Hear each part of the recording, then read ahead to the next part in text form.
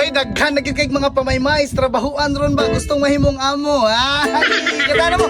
Hey, daghan kay kog friends nga sip-sip sa trabaho.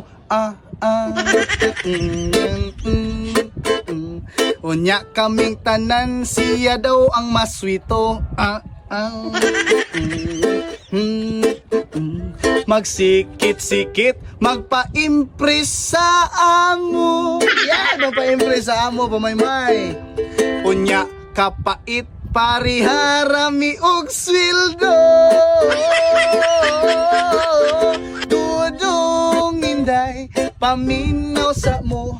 Kanang pagkasip-sip, di na makadato ninyo.